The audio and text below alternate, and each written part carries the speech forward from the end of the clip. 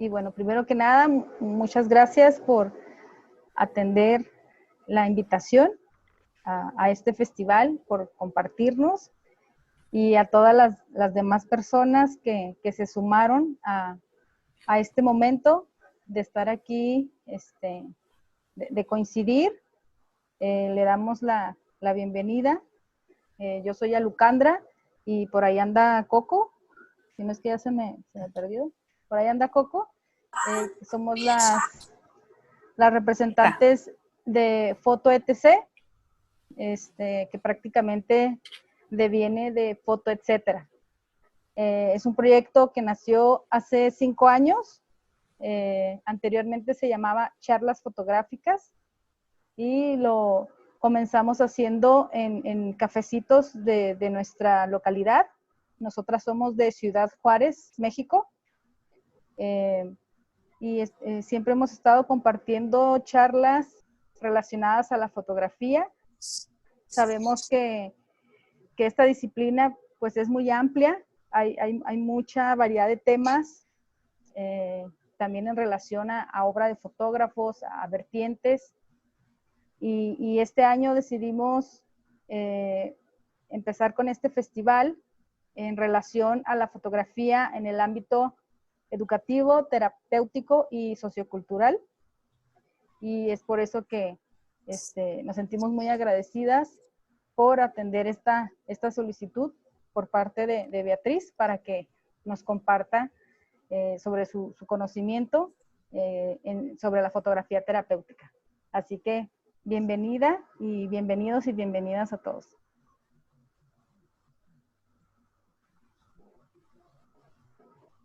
Silenciado. Gracias. Muchas gracias por la invitación, Alucandra. Gracias a ti, a Coco y a todos los que están detrás de este festival. Lo he disfrutado, lo he tratado de vivir lo más que he podido. Así que ha estado muy bueno. Tú me dices y podemos, si quieres, comparto ya. Sí, si gustas, damos inicio y ahorita que se vayan Perfecto. sumando las personas. Me parece bien. Vamos a ver. Entonces,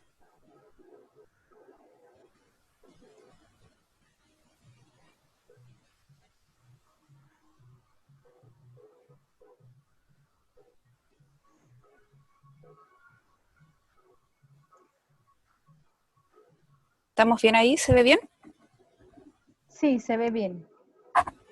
Ya, entonces partimos. Bueno, muchas gracias también a todas las personas que se han conectado. A ver, vamos a partir. Le contaba a Lucandra que estaba súper contenta con el festival, con la invitación y también muy contenta porque pude estar en la mesa de diálogo que se hizo hace una semana, entiendo, una semana atrás, y que pude ahí ver a Daniela Java. Yo estoy haciendo una formación profesional en fotografía terapéutica y ella es la coordinadora. También pude ver a Amparo Muñoz ahí. A todos los invito a que puedan ver su blog que se llama Andana Foto. Realmente ha sido una ventana súper importante en esta búsqueda. David Viñuales también tengo su libro Fotología y ahí de poco aprendiendo de él.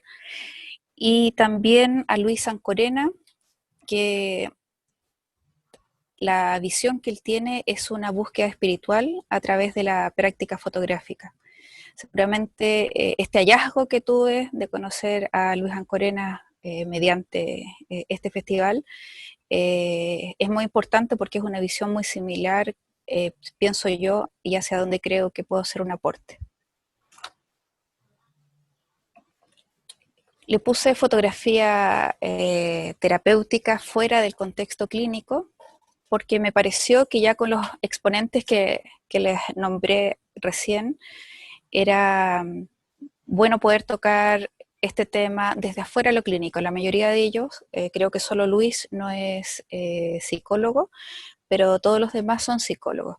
Entonces también la invitación y la pregunta que deberíamos hacernos nosotros los colegas y todos los que están acá, que de alguna manera les suena esto como que tuviese algún sentido esto de la fotografía terapéutica, sería interesante conversar, pensar y abrirse a las posibilidades que nosotros tenemos fuera del contexto clínico de ocupar la fotografía como un medio para el bienestar. La fotografía como herramienta terapéutica y fortalecimiento del yo. Ese es el título que finalmente he pensado que es interesante. Y ya en el título, esto del fortalecimiento del yo supone que hay un debilitamiento de este yo. ¿Cómo abordar este tema? Me pareció que la fortaleza está en dejarles a ustedes lo suficiente como para que en algún punto se enamoren del potencial que la imagen tiene para ir en la deconstrucción y en la reconstrucción de nosotros y de los demás. Y cómo esta pequeña labor es lo más significativo que podemos hacer para la sociedad que queremos construir. No podemos cambiar la estructura del dinero y del poder. No podemos cambiar de un día para otro la imagen publicitaria distorsionada de quienes en realidad somos. No podemos cambiar nuestro pasado, pero podemos hacernos conscientes de que el salir de esa estructura en lo mental, el enfrentar nuestros demonios y el acostumbrarnos a caernos hacia adentro de nosotros mismos y vivenciar que aquello nos puede hacer más libres y por supuesto más felices. Cuando la fotografía ha tratado de ser explicada desde lo puramente sociológico, la fotografía en su definición queda coja, porque rebasa esa mirada. Lo mismo ocurre si intentamos adentrarnos en lo terapéutico de la fotografía, explicándolo desde los teóricos de la fotografía solamente, quedaríamos cojos. Es por eso que la construcción de esta mirada que les voy a compartir tiene como soporte no solo a teóricos de la foto, sino que también a filósofos, a poetas y a tres pensadores de mi país que visualizan al ser humano como un eje primordial y motorizador del propio destino y del desarrollo de la persona. Luis Weinstein, con su enfoque de la psiquiatría comunitaria, la amistosofía, el coraje del ser y la poética de la vida. Claudio Naranjo, por tantos aportes, uno de ellos la educación, y la evolución social como el fomento colectivo de la sabiduría individual, la compasión y la libertad. Y Gastón Soulet con su sabiduría y lucidez en la observación del ser humano, como cuando dice, entre comillas, el advenimiento de la pandemia es un resultado de la pandemia psicológica y también espiritual. Desde esta convergencia holística de saberes y mi experiencia como fotógrafa y profesora de foto, les traigo algunas ideas en esta reunión que siento que es una reunión entre colegas. El ser humano ha empleado la imagen como modo de expresión, incluso antes de que apareciera el lenguaje verbal. Cada época se ha caracterizado por la utilización de la imagen para expresar sus propios valores culturales, sus ideas y creencias. Esto es relevante cuando queremos acercarnos a reflexionar sobre este punto, sobre el yo, que supuestamente está debilitado según el nombre que tiene esta charla. ¿Cuál es la definición de yo? El yo, por lo menos que yo he elegido, es el entendido como la singularidad en cada uno de nosotros, más allá de las características de la especie. El yo como quien nos dota de la libertad y de la capacidad de ser quienes somos, superando hábitos, entre otros.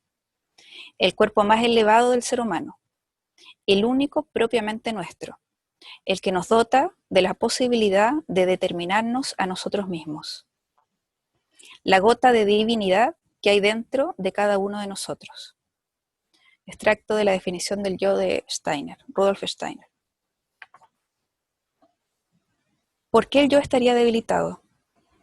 Acá les cuento un poco la experiencia que yo tengo como profesora en clase. En clase siempre comienzo preguntando qué es lo que sienten, qué es lo que piensan, qué es lo que los motiva, qué es lo que quieren sacar afuera.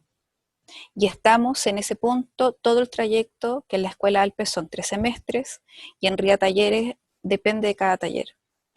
Es un trabajo arduo, que requiere de mucha inventiva como profe para dar un mecanismo que sea capaz de que él o la alumna lleguen a conectarse con su interior.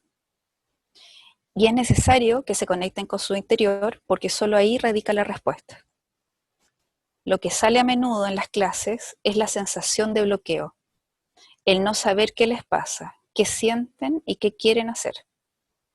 Más allá de sus talentos, más allá de su deseo férreo de hacer fotografía, estas preguntas requieren ser respondidas, pero para eso se necesita tiempo, silencio, reflexión, voluntad, valentía, desconectarse de las redes sociales, del afuera y conectarse consigo mismos.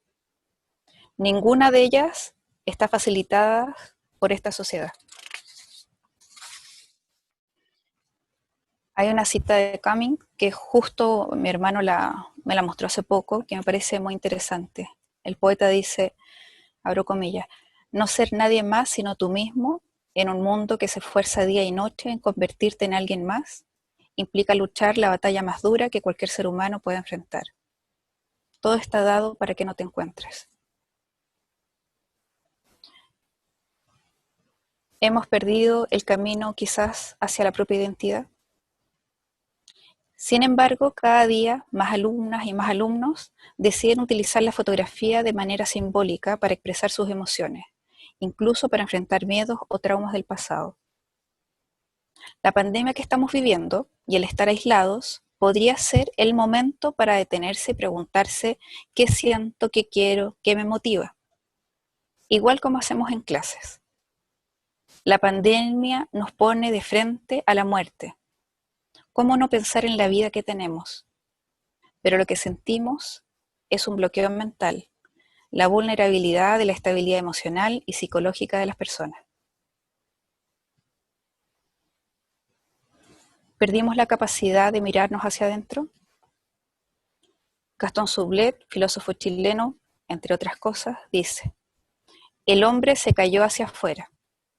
El hombre del siglo XXI, desde hace mucho tiempo, que no tiene interioridad. Ha creado formas de vida que exigen, presionan, amenazan, atacan contra una muralla a la gran mayoría de la humanidad y los obliga a vivir una vida puramente exterior. No están las protestas por un lado, las feministas por otro y la pandemia por otro. No, está todo en un mismo fenómeno. La Escuela de Psicología Analítica de Carl Jung nos enseña que lo que está dentro del hombre, lo que está viviendo dentro de él, se proyecta en la realidad de una manera analógica. Sincronicidad, dice él. Por lo tanto, la pandemia sería un resultado de la pandemia psicológica y también espiritual.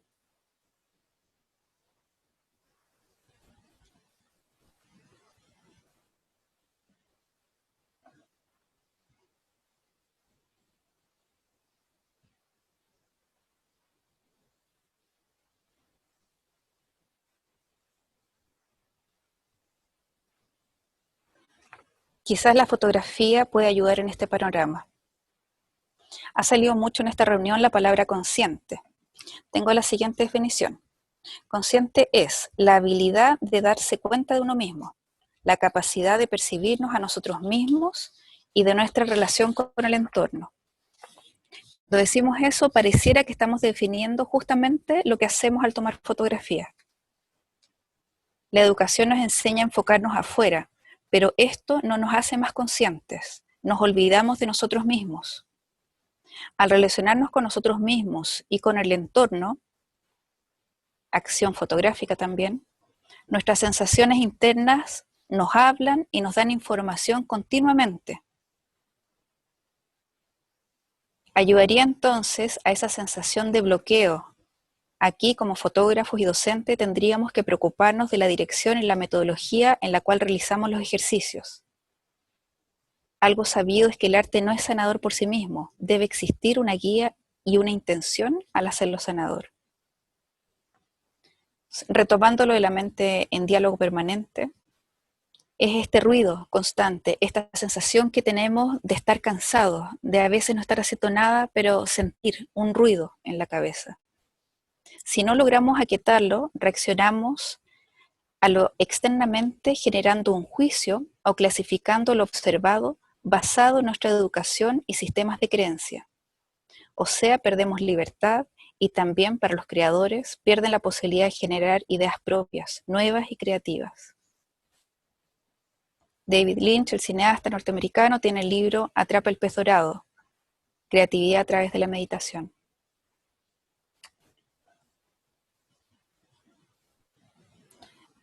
Algunos de los beneficios de la fotografía, pero también es una invitación para que nosotros desde lo fotográfico encontremos más, es favorecer la comunicación interpersonal, promover el pensamiento divergente, motivar a explorar el mundo externo, estimular la creatividad, superar la barrera del lenguaje verbal, la contribución que hace al conocimiento y la estimulación de la memoria.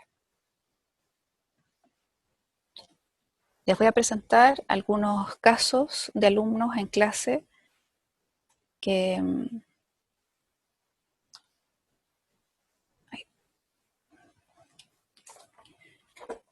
refuerzan las ideas que estamos hablando. La fotografía tiene componentes que son conscientes, pero también trabaja mucho a nivel inconsciente. Cuando el alumno de fotografía intenta hacer un trabajo o se propone hacer un trabajo simbólico, tiene que saber qué estrategia va a ocupar para finalmente comunicar aquello que quiere expresar. Pero ocurre en muchos casos que el inconsciente es más poderoso que ese pensamiento consciente. Este es un caso de un alumno que se llama Oscar González Marín. Él llegó a estudiar toda su formación profesional acá a Chile y dentro de un proceso de trabajo fotográfico donde él estaba pensando cuál iba a ser como el tema para su seminario de tesis, empezaron a salir estas imágenes. Fueron varias más, pero estas dos son las que más recordaba y las que le pedí a él para compartirlas hoy día. Y él no sabía bien cuál era el tema que estaba abordando, pero sí en todos había una ausencia en lugares donde vemos unas bancas que podrían ser ocupadas por personas, una cama que podría ser ocupada por un alguien o por él mismo, ¿no es cierto? Y cuando los profesores empezamos a darnos cuenta de eso y a comentarle, él se da cuenta que sí existe esa ausencia y que esa ausencia estaba dentro de su propia historia. Entonces él escribe, me tomó un tiempo darme cuenta conscientemente que allí estaba la ausencia y cómo ésta se relacionaba con mi vida. Él sentía que su vida estaba totalmente tranquila y completa, su madre y su padre, pero él tenía un padre biológico que no estuvo presente en su vida. Y de alguna manera este inconsciente empujó hasta decirle, no está todo bien, aquí hay algo que mirar, que enfrentar, y el hecho que tiene la imagen como sanador es que tú de alguna manera lo puedes sacar afuera, aun cuando sea a través de esto del inconsciente, esta imagen toma una forma y puede salir, por lo tanto ya no pesa como pesaba antes, o bien si tú a algo no le das como la delimitación, en psicología se dice que esto al no tener forma ocupa ya todo tu ser consciente e inconsciente, por lo tanto puede producir enfermedades físicas, psicológicas y este ruido mental del cual hablamos. Entonces acá tenemos un ejemplo en particular que sirvió, por una parte, porque él pudo abordar finalmente este seminario de una manera mucho más, ya entendía qué era lo que él tenía que estar buscando, y realizó finalmente el seminario con este tema, Y por otra parte, el enfrentarlo, sacarlo y darle forma fue sanador para él. En este otro trabajo de Camila Paz Rojas, ella es diferente porque ella sí sabía lo que quería enfrentar en su vida y sabía que de alguna manera podía hacerlo, tenía que hacerlo de alguna manera, y como ama la fotografía, muy valientemente decidió afrontarlo desde lo fotográfico. Y ella, sin darme nunca, hasta el día de hoy, ningún detalle de lo que ella estaba enfrentando, las imágenes de alguna manera hablan por sí mismas. Y por otro lado, lo valioso en este trabajo, pienso, es la manera como ella enfrentó esto terapéutico para ella. El proceso que ella hizo fue, se consiguió la casa de un amigo en la playa y se fue sola a ese lugar. Ella, su cámara y su pasado. Y cerca de esta casa se encontró con que había un bosque y decidió, con ese, no sé, ese como miedo que uno tiene de entrar al bosque, a lo desconocido, que piensas que está lleno de presencias, valientemente entró a ese lugar y ahí desarrolló todo su trabajo y salieron este tipo de imágenes. Y de esa manera ella enfrentó aquello y también lo pudo externalizar. Ella escribe: veo el dolor con más poética ante la pregunta que yo le hago, cómo de alguna manera esto fue terapéutico. La fotografía nos ayuda a conocernos más a través del dolor y llegar a una cierta sanación de aquellos problemas que albergamos en ciertas etapas de nuestra vida. Podemos sanar en un plano distinto.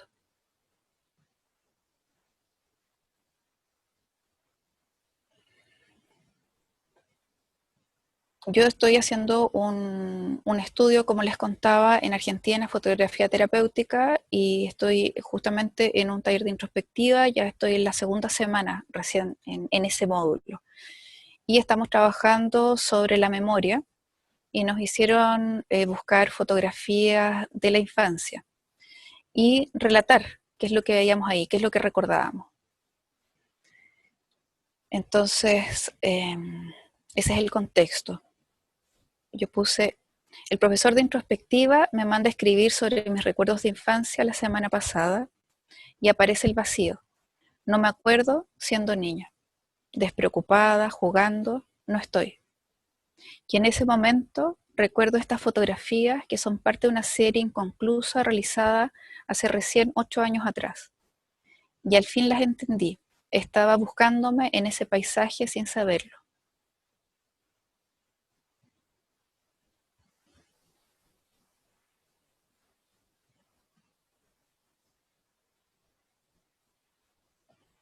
Este es el trabajo de Patricia Vera. Aquí tengo varias diapositivas porque esto es un proceso que me pareció muy interesante, cómo también de alguna manera entre el consciente y el inconsciente empujan a las personas cuando tienen un momento de querer enfrentar o son conscientes, por lo menos en destellos, de que hay algo que deben sacar afuera, aparece y aparece hasta que lo enfrentas. Y ya cuando lo enfrentas, puedes dejarlo de alguna manera, pasas a otro lugar por lo menos, aun cuando se siga viviendo con esto. Este fue un trabajo que pedí sobre la infancia, fotografías de infancia. Entonces, entre medio de fotografías de los alumnos que intentaban buscar juguetes, espacios infantiles y juegos, aparecieron estas fotografías de Patricia. Esta fue la primera parte. Y también ella me comenta que fue el primer momento de darse cuenta que tenía que enfrentar algo desde allí, desde esa infancia.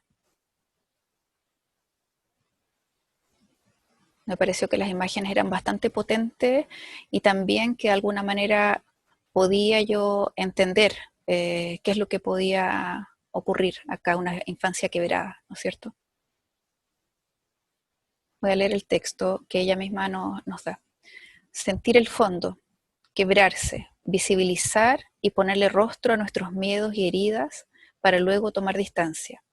mirar el interior y reconstruirse desde la confianza con la convicción de sanar el alma, pulir la corteza hasta su mínima expresión, volvernos ligeros. Luego, cuando ella necesitó presentar un tema para hacer su seminario de título, para optar a ser fotógrafa profesional, ya vino otro desarrollo más consciente de aquello que ella quería indagar y enfrentar desde la imagen.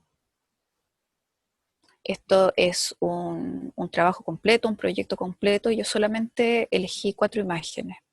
Esta es una de ellas.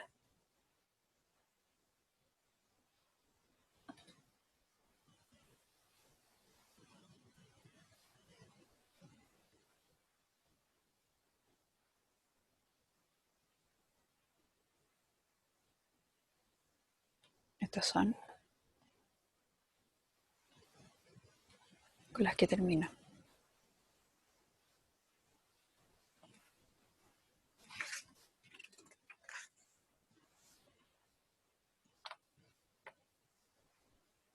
Ahora vamos a salir un poco del espacio de clase y pensar en cosas que son más amplias también, no solamente en el ámbito que nosotros nos estamos moviendo, los que somos profesores con alumnos, o las posibilidades de que ustedes después logren hacer talleres con personas que están muy ligadas a la fotografía. La fotografía en su democratización también es un elemento que nos acompaña durante toda la vida, sobre todo ahora, por supuesto, con la utilización del celular. Por lo tanto, no es ese el único foco, ¿no es cierto? Entonces, dice, en educación es importante ver la urgencia de que los más pequeños y jóvenes aprendan, así como a leer las palabras, leer las imágenes, pero desde un punto de vista crítico. Imaginemos, por ejemplo, las intervenciones que podemos hacer en colegios. Los fotógrafos sabemos de la capacidad simbólica de la fotografía. Por una parte, ellos podrían aprender lo liberador de poder comunicarse con los demás a través de la imagen. Alumnos con poca facilidad para hablar, tímidos, o aquellos que no quieren mostrar su sensibilidad o intimidad para no romper la idealización que otros tienen sobre ellos. Los psicólogos del colegio pueden también usar la fotografía para pesquisar posibles problemas de diagnóstico psicológico. Además, los invito a todos a revisar lo que es fotovoz o fotovoice e incorporar la idea del empoderamiento de los alumnos en un buen sentido y también de la parte del colegio. Este puede observar a través de las imágenes cómo se están sintiendo con respecto al colegio, a ese espacio donde van a pasar gran parte de, no sé, son 12, 13 años. La idea sería que los alumnos se sientan y que sean escuchados y que la escuela pueda oírlos y abrirse y observar las fortalezas y debilidades como institución. Otra cosa muy relevante es la conformación de la identidad de los niños y los jóvenes. Y en ese sentido, a través de la fotografía podemos revisar los estereotipos que la publicidad nos bombardea.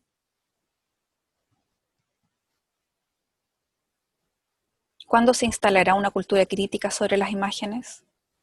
¿Cuán beneficioso sería para las sociedades el enseñar desde la tierna infancia a leer palabras, pero también leer estas imágenes? ¿No sería este simple hecho un acto que contribuya al desarrollo de una sociedad más libre, fuera de cánones que solo nos alejan de la posibilidad de expresar nuestro yo? Este es un trabajo muy interesante de Yolanda Domínguez que se llama Little Black Dress, que habla de esta prenda. Las mujeres la deben tener muy, muy clara, que nos dicen que todas debemos tener en nuestro guardarropas un pequeño vestido negro para toda ocasión. Entonces ella, cuestionando esto, le pone invita a las mujeres a ponerse este pequeño vestido negro talla 36 o 38, como que todas las mujeres tuviésemos que caber o vernos bien en ese pequeño vestido negro.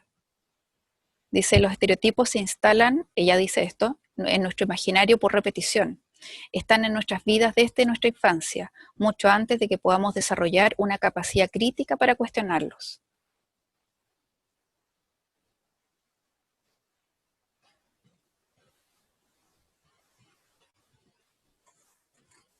¿Cuántos jóvenes más aliviados podríamos tener con respecto a quiénes somos? Entender que la imagen no es inocente, que la televisión es mentira.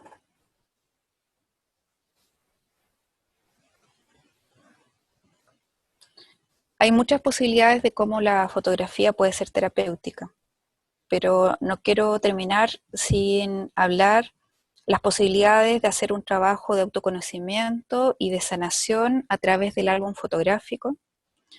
Y esto va directo a las mujeres, aunque invita también a los hombres a ser parte de digamos, desde el respeto y de la reflexión y desde el aprendizaje. Digo las mujeres porque en particular estamos muy volcadas a reconstruir nuestras miradas hacia nosotras mismas. Cuando a veces hago un taller es muy normal que hayan 6 mujeres y un hombre. Bienvenidos son, pero la mujer está muy despierta a poder hoy día a mirarse y a reconstruirse. La mirada patriarcal que también vive en nosotras nos ha hecho mucho daño. La construcción de nuestra identidad a cargo de nosotras mismas es muy significativa hoy. La imagen como consumo ha utilizado por sobre todo a las mujeres la posibilidad de reflexionar, de cuestionar y de fortalecer a través de otros paradigmas la relación con nuestros cuerpos, con los roles, con la felicidad, con la vejez, pueden ser tocadas desde el trabajo compartido de modo horizontal entre nosotras mismas. El álbum fotográfico y el autorretrato son de riqueza invaluable en este sentido. Los invito a que tomen nota del nombre Cristina Núñez, quienes no lo conocen, y su método de Self-Portrait Experience, donde dice, este toma el propio dolor como fuente para iniciar el proceso creativo que da lugar a una imagen de sí mismo, que muy lejos de lo que es la selfie, logra una imagen de nosotros que no es idealizada. Algo que nunca hemos visto antes de nosotros, al punto de no reconocernos en esa imagen. Lo que ha ocurrido es que hemos logrado objetivar el dolor. Podemos mirarlo desde afuera. El origen del dolor que compartes es de carácter superior y el espectador se siente interpelado. Algo que veo allí también me pertenece. En ese momento ya eres libre y puedes seguir con tu vida. Es un modo que ella tiene de trabajar, tiene creada una planta de luces, es un set fotográfico y ella invita a personas, hombres y mujeres, mediante un ejercicio que no es de recordación de hechos particulares dolorosos que podrían pensarse en este caso, sino que simplemente desde como podríamos decir como la actuación o el performance, ¿no es cierto?, de un sentimiento en particular. Ella va guiando esta sesión y te va diciendo estas palabras sueltas como conceptos y tú de a poco empiezas a familiarizarte con esto y el cuerpo empieza a hablar de alguna manera y tú desde adentro también empieza a salir. Ella deja que la persona esté sola, sale de ese lugar y te deja con el disparador automático y tú puedes ir haciendo clic en los momentos que tú sientes que ya esa emoción te sobrepasa. Es interesante lo que ella dice porque el método me parece que, bueno, la página es maravillosa y explica con mucho, mucho detalle, pero ella dice que en la edición fotográfica, cuando después ella está con estas personas, existen ciertas imágenes donde ellas ni siquiera se reconocen a sí mismos. Dicen, esa no puedo ser yo. Justamente esas son las que ella elige. O sea, es de alguna manera saquear aquello que nosotros no queremos ver de nosotros mismos. Ella parte diciendo que esto de hacerse la fotografía de autorretrato a través de un espejo es muy complejo porque siempre vas a intentar devolverle a ese espejo eso que se supone, esa construcción que hay desde afuera. Mientras que en ese espacio que es solamente tuyo, donde el cuerpo está al servicio de tu intimidad, empiezan a aparecer cosas donde eres más libre. Y ella habla también de ese encuentro que es de algo superior. Ella dice que llegas a un estado donde quizás el adentro y el afuera tuyo se conectan de una manera tan potente que aparece esto. Tú no te conoces, pero es tuyo. Por una parte sale, ya no tienes que cargar con ello, y por otra parte esa veracidad, el otro la ve y la entiende y se siente interpelado. Y por otro lado, me parece que es muy interesante lo que hace Jo Spence, fotógrafa, activista, feminista y socialista. Para Spence, la pregunta central se convirtió en ¿cómo pueden los individuos, es decir, niños, mujeres, gente de clase trabajadora, usar la fotografía para representarse a sí mismos y tomar el control de sus propias narrativas visuales? En la década de 1980, Jo Spence colocó el cáncer en el visor para capturar cómo la política influye en nuestras experiencias de la enfermedad. Por una parte, ella cuestiona y dice, cuando yo estoy enferma de cáncer, tengo que parecer, esta cosa de las identidades. Cuando yo soy mamá, tengo que tener una actitud y parecer una madre, ¿no es cierto? Cuando soy esposa. Y cuando tengo cáncer, tengo que ser como la pobrecita que tiene cáncer. Entonces ella tiene esta actitud así súper rockera, donde ella también dice, propiedad de Jo Spence, se raya, es su propio cuerpo. Ella dice de alguna manera apropiarme el cuerpo. Cuando una persona sufre el cáncer, ya como que además de que tu intimidad está muy frágil, entras a un lugar donde los médicos te dicen, póngase aquí, desvístase, alguien te toca, te vuelven a tocar, pasa otro. Entonces, cómo apropiarse también de su cuerpo. Y otra cosa interesante que tiene que ver con esta narrativa visual, que tú tomes el control de tu propia narrativa, tomar el libro, el álbum de familia y decir quién editó. Nosotros somos fotógrafos, entendemos eso, qué fotos salen aquí y qué fotos no están aquí, ¿no es cierto? Dentro de esta celebración de Navidad que estamos tan felices, ahora recuerdo que no fuimos tan felices porque mi padre se emborrachó, o porque mi mamá me pegó, o porque, no sé, ¿ya? No fuimos tan felices. Sin embargo, cuando te dicen la foto, tú vas y sonríes. Entonces, cuestionar eso, cuestionar también esta identidad. Eh, yo recuerdo que pensaba yo hace poco, cuando mi papá me presentaba, yo sentía como el orgullo que él tenía de presentar a su hija, y yo adoptaba la actitud de la hija que debía ser. Eso pasa mucho. Entonces, de alguna manera, en una cierta edad, con una cierta madurez, con un cierto intento de mirarse y entenderse y hacer esta pega que es tan importante, el álbum fotográfico, esas imágenes, preguntarnos qué de aquí recuerdo, quién no está en esta foto y debiese estar, quién está y debiésemos sacarlo. Eh, y editar nuestra propia narrativa de nuestras propias historias. De alguna manera, por supuesto que eso nos da un valor diferente, una resignificación de quiénes somos, y, y esta fortaleza de alguna manera te hace poder estar también más consciente, más despierto. Bueno, te beneficias tú, y por supuesto que se beneficia todo el entorno tuyo. Y mucho más en realidad. Así que la invitación es que resignifiquemos el uso de la imagen, que nos preguntemos desde dónde, hasta dónde puede ser terapéutico, desde dónde nosotros como fotógrafos podemos cuestionarnos esta imagen, volver a poner en uso la palabra ética, porque la imagen desde el tiempo entre medio de las guerras, ya en ese tiempo la fotografía empezó a ser utilizada como pancarta propagandística política, pero hoy día ya yo siento que, bueno, y todos lo sabemos, se fue de las manos eso.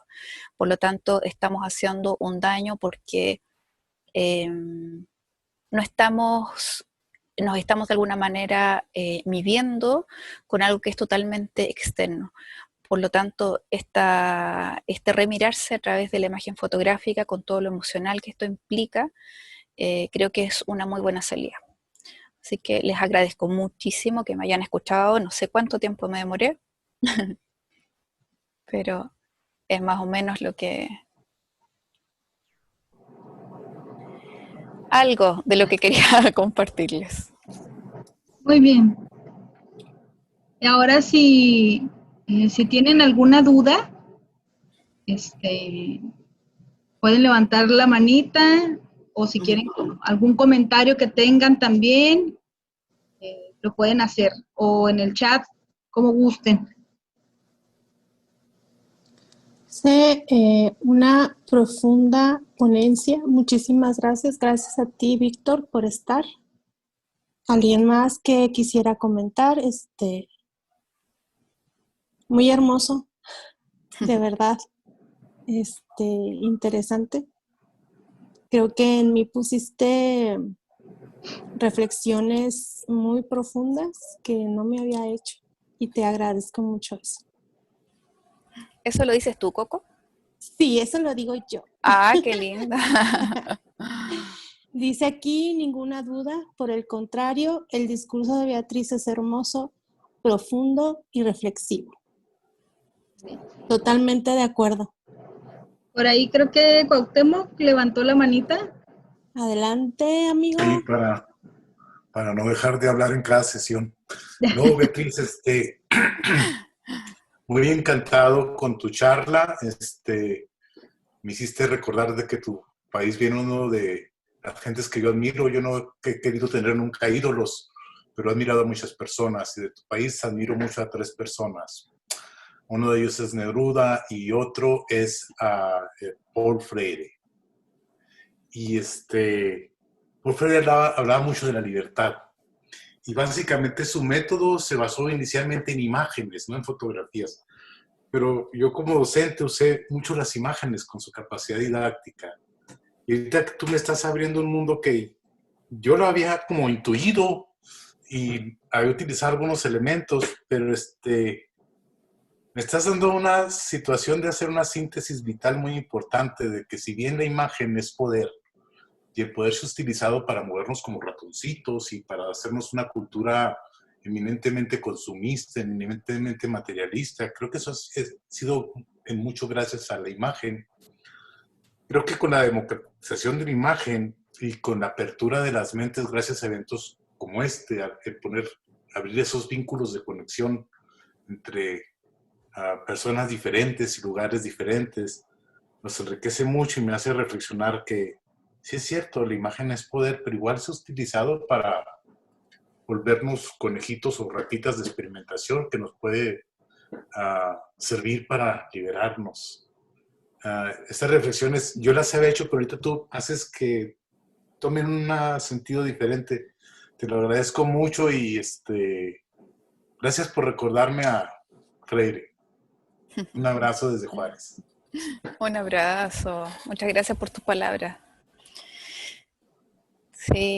Perdón, la pregunta, se me olvidó la pregunta. Es que ¡Ay, tenías pregunta! Sí, la pregunta es, ¿cómo haces para enseñar a la gente, a leer a la gente de manera crítica una imagen?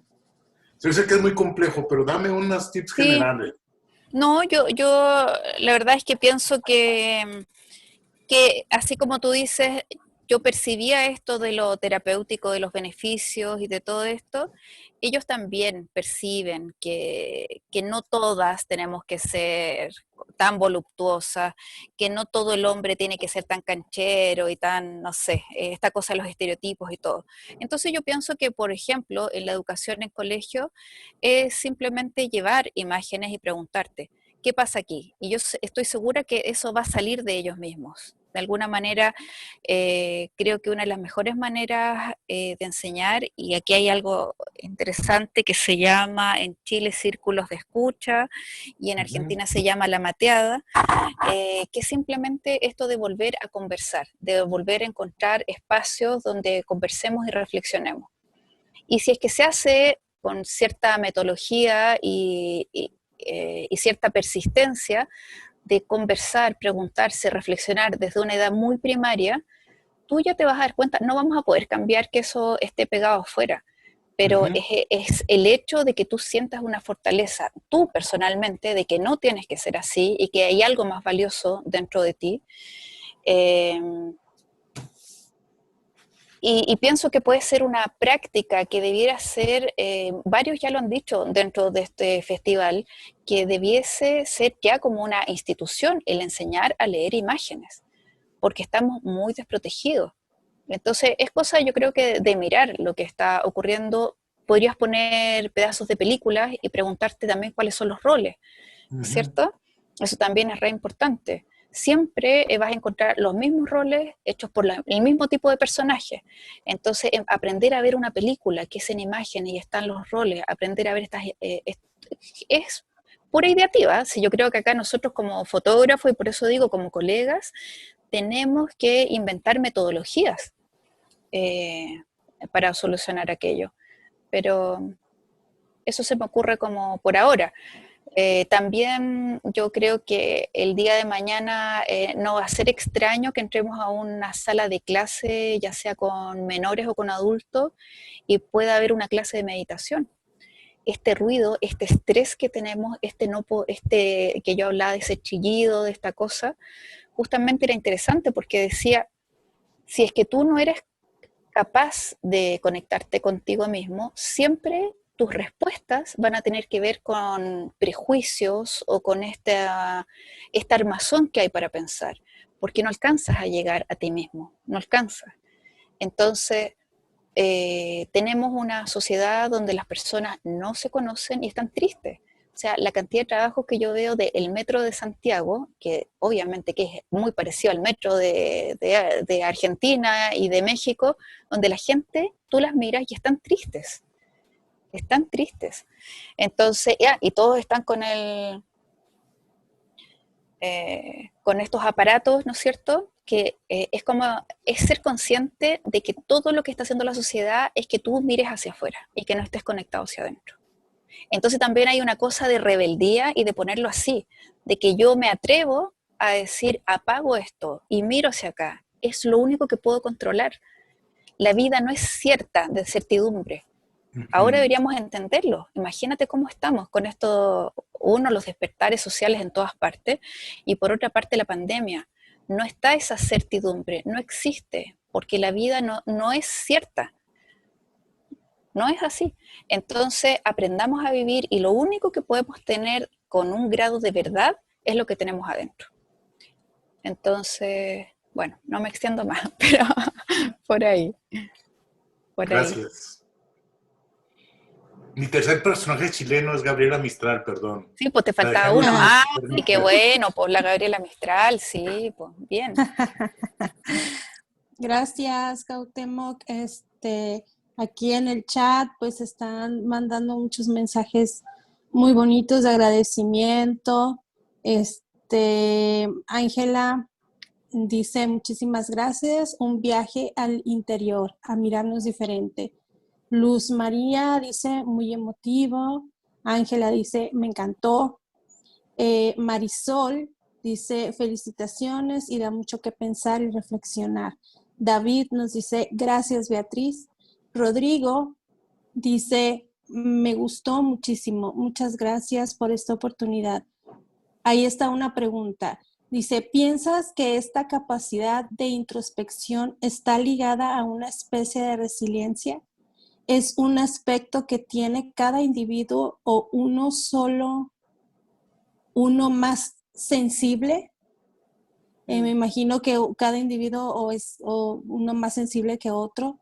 Dice, cada persona obviamente lidiará de forma distinta con situaciones que ataquen su vida de manera inesperada.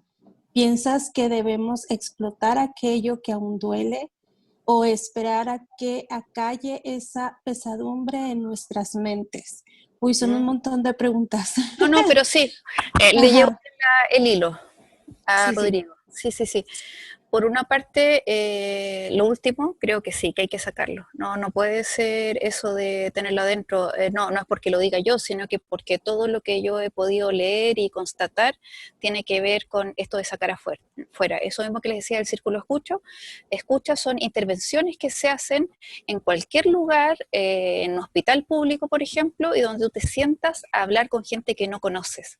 Imagínense tener que hacer eso porque el nivel de desconexión y de la gente sola que no tiene con quién compartir el día a día.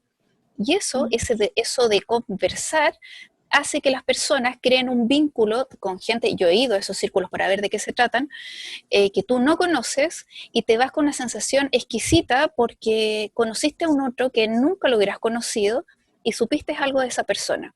Y también te vas más liberada porque algo contaste de ti. Entonces, y en el caso de esto que estábamos hablando y que revisamos trabajo, va a empujar y va a empujar y va a empujar el inconsciente, y aunque tú creas que lo puedes solucionar solo, no es así. Hay que sacarlo de alguna manera, y por eso, si tú eres fotógrafo, si eres artista, el darle una forma a eso, sí o sí va a ser algo sanador de por sí. Y lo otro que él dice es que si algunos tienen esta capacidad de introspección u otros no, yo pienso que por supuesto que todos lo tenemos, en el sentido que yo veo a mi hija chica, ella está totalmente conectada con lo que siente y con lo que está pasando afuera. Y desde el asombro, desde lo nuevo, desde las cosas pequeñas, ese adentro y afuera se van uniendo, y de hecho hasta una cierta edad es casi lo mismo, el dentro y el afuera. Piensen que los niños sienten que ellos no terminan donde empieza la madre, somos lo mismo. Entonces, y también se supone que cuando dejamos esta vida terrestre, también ya no existe ese dentro y ese afuera. Entonces, en este paso que tenemos terrenal también, está muy marcado. Y en la medida que te vas socializando, más marcado está el dentro y el afuera. Y lo que estábamos hablando en esta charla, que todo está dado para que después nunca te hagas el encuentro contigo. Entonces, sí, por supuesto que hay gente quizás más sensible y más introspectiva, porque sí, pero debemos conversar, debemos acostumbrarnos a entender lo rico que es conversar, sacar afuera y enseñarles desde chicos a los pequeños a sacar afuera, más o menos. Es como leía en algunas frases que están ahí por las redes sociales, que dice, cántalo, píntalo, báilalo, pero no te lo quedes dentro, ¿no? Sí, sí, claro. Así es, y yo creo que ahora con esto de también cuestionarse todo, cuestionarse estas redes sociales donde ponemos me gusta, no me gusta, pero nadie explica nada, ¿no es cierto? Entonces, la reflexión tiene que ver con un pensamiento, y ese pensamiento es solo tuyo. Por lo tanto, si es que de repente volcamos a con qué es un poder, con qué es una forma de una anarquía, por último, que nosotros a través de ese conectarse con nosotros, nuestros pensamientos, nuestros sentimientos, vamos a ser diferentes y vamos a aportar algo, yo creo que también puede tener algo más interesante, y no pensar que la reflexión es algo aburrido, ¿no es cierto? Exacto, pero a veces nos da miedo, ¿no? Sí, bueno, también. Sí. ¿Sí? Es el ¿Puedo hacer un Carlos. comentario? Sí, un Hola, comentario. Hola, Bea. Hola. Quería hacer un comentario con respecto a esto de externalizar, ¿cierto? Estas vivencias dolorosas, qué sé yo. Lo- lo- las cosas que nos angustian, generalmente la angustia tiene algo que ver con lo que no tiene nombre, con lo que no podemos nombrar o no podemos ver. Entonces ya ponerlo en palabras desde el trabajo psicológico, eso alivia mucho la angustia, aunque todavía no sepamos qué, pero le podemos decir ansiedad o le podemos decir miedo a algo. Y me imagino que el ponerlo en imágenes debe ser aún mucho más alivianador, porque ya algo más concreto. Lo podemos ver, podemos darle forma, y además que nuestro pensamiento primario, antes que la palabra, es desde la imagen. Entonces, hay ahí un potencial súper grande que la imagen puede dar a la terapia o a la psicología. Eso. Sí, y lo dice un psicólogo y fotógrafo. Wow. Y sí, Sí, es interesante porque también, o sea, dices, no podemos nombrarlo, pero podemos ponerlo en una imagen, ¿no? Y reflejarnos ahí. Claro, o sea, el tema de darle una forma, ya sea mediante la palabra o mediante la imagen, es algo concreto, que ya viene a suplir esto que no podemos nombrar o no podemos ver. Gracias. claro. Además que lo limita. Hace poco Claro. veía un video que Grazia Cecchini, creo, es una italiana, que decía justamente en este tiempo de confinamiento y que los alumnos están en clases virtuales, los niños chicos, decía ella, darles el espacio para decir qué es lo que sienten, qué es lo que pasa, ¿no es cierto? Porque muchos dicen tengo miedo, y es lo que dice Carlos, pero ¿miedo a qué? No sé, tengo miedo. Entonces vamos hablando y ahí vamos delimitando qué y qué no es, a quién le tengo miedo. Y ya con eso, esta cuestión es un miedo que te envuelve y que te sobrepasa, es un miedo a algo en particular, y ahí se puede trabajar. Exacto. ¿Alguien más que quiera comentar? ¿Que quiera preguntar algo? Solo como dato curioso, disculpa, cuando uno como psicólogo en una primera sesión siempre dice, en esta sesión vamos a hacer un encuadre de cómo va a ser la terapia en el futuro, entonces como que marca la regla. Y los fotógrafos también lo primero que hacen es encuadrar, delimitar cuál va a ser el espacio, las cosas que van a caber acá y cuáles vamos a dejar afuera. Y esas que están afuera, con muchos teóricos de la imagen, digamos, por ejemplo Didi Huberman, estoy pensando ahora, dicen que de alguna forma retornan dentro de la imagen de manera inconsciente, justamente. Entonces la imagen tiene un potencial inconsciente súper grande. Ya desde lo que está y desde lo que no está. Muy interesante. Bueno, Ángela dice, finalmente ponerlo en imagen simboliza, comunica alternativamente una situación y la conexión emocional que generamos con ella. Exacto. Así es. ¿Alguien Bueno, más? si ya no hay más preguntas, ¿dónde podemos contactarte? Si alguno te quiere buscar en las redes sociales, por correo electrónico. Sí, a ver, se llama fotografía-terapéutica-Chile. Ese es el Instagram. El Instagram, ok. Y el mail, ¿por qué me dices esto? Estaba en la presentación, no me acuerdo cómo es el mail. Es que no me acuerdo cuál es el... Si quieres, yo aquí lo busco. Está en la presentación. Espérate. Foto.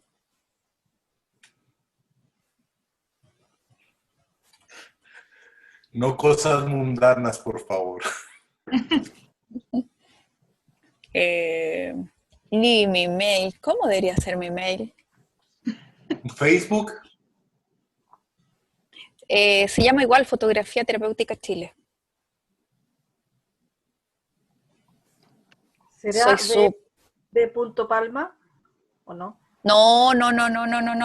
Sí, fototerapia, es que estaba en la presentación. Eso, ¿saben por qué se me olvida? Porque ese mail lo creé para esto, para que no... pero si no, voy a tener que dar igual el mismo personal. Ese sí me lo sé. Vea las fotos. Ese es más fácil. Ya, listo. Ahí está. Vea la foto @gmail.com. Sí, bueno, por favor, todos los que tengan más que, no preguntas, somos todos colegas. Yo creo que nosotros tenemos mucha pega acá. Lo que le decía al principio a Lucandra es que desde la psicología se ha tomado la imagen. Yo he aprendido muchísimo de eso también, ¿no es cierto? Pero nosotros como fotógrafos también tenemos mucho que hacer. No, por supuesto, que en el ámbito que es clínico, ¿no es cierto? Ahí tendríamos que trabajar con un equipo interdisciplinario, pero desde nuestro yo fotógrafo podemos hacer cosas, podemos crear programas, podemos volver a preguntarnos todas estas cosas sobre la imagen, acercarnos a colegios, acercarnos a grupos, conversar entre nosotros, aportarle incluso también a quienes están utilizando la fotografía en ambientes clínicos.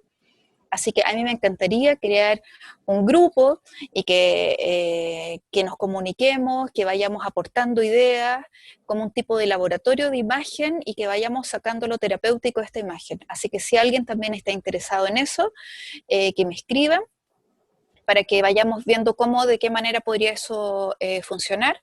Y por otra parte, si alguien tiene trabajos que consideren que son terapéuticos y quieran que los podamos subir también a las redes, también sería maravilloso. Y muchísimas gracias por estar acá y porque hay como algo en el aire que tenemos que tomar la imagen desde otro lado. Así que eso. Y muchas gracias a todos por estar y a ustedes por el festival. Excelente.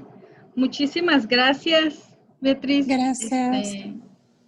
Nos es muy, muy grato tus palabras, porque precisamente por eso hicimos este festival, para crear esas vinculaciones con diferentes personas de distintas latitudes, ¿sí? Entonces, muchísimas gracias. Y aquí a las personas presentes también por su tiempo, por coincidir, por compartir. Todas nuestras grabaciones las estamos subiendo a nuestra página de YouTube. Nos pueden seguir en nuestra página de Facebook, de Instagram. Nos encuentran como Foto ETC. Y pues, bonita noche. Tengan todos ustedes. Y estamos en contacto.